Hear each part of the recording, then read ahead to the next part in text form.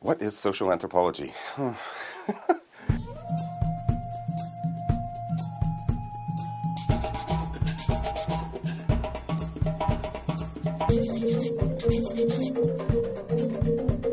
Social anthropology is just the best thing to do if you ever come into a university. It's a way of you as an individual framing the experiences you have. Well, it's a form of knowledge, but it's a form of knowledge that you get through a kind of sensory, engaged, qualitative link to the world. Social anthropology is what it is to be a human in all its glory and despair. Edinburgh as a city is fantastic. Edinburgh is a wonderful city. I love Edinburgh. It's got all the major conveniences of a large city. Great libraries, great theatre, great concert halls. But at the same time, it's small enough to remain manageable. You can easily walk everywhere. It's really pretty everywhere. There's so much to do. You can taste food from all over the world. I like that I can go to a concert every night. But Edinburgh is such a unique city. It's just an eclectic group of different people. It's one of the nicest cities I've ever lived in. My undergraduate degree is in music and English, and I needed a program that accepts people who have no background in social anthropology whatsoever.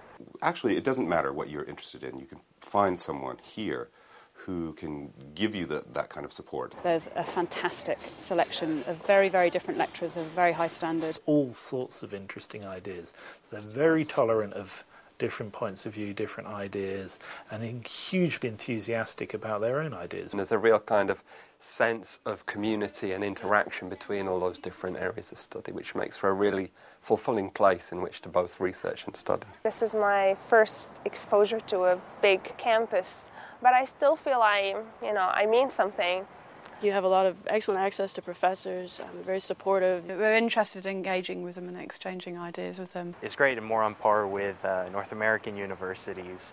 With anthropology, you can look at really kind of big questions. Kinship. Ritual and religion. Gender relations. Formation of identity. The environment. Death. But you can also focus on something really specific. I came to anthropology from political science, and I found that my interests were drifting more from policy to the effects those policies were having on people. I work in Tanzania. I did a small project with people who are living with HIV. And it had some very interesting findings about how just providing people with pharmaceuticals really isn't enough. And I'm interested in how different cultures mourn the dead, and also the difference between a social death and a physical death. It's just the whole approach of it that I really like. My interest is in cinema and pornography and transgression. I did all my research in a unit that was interested in the anthropology of religion, and just being able to put these seemingly radically different ideas next to each other gives you some sense of the energy that anthropology has. And that's the most important thing that you can learn here, actually. It's not just the books, because you can read the books at home.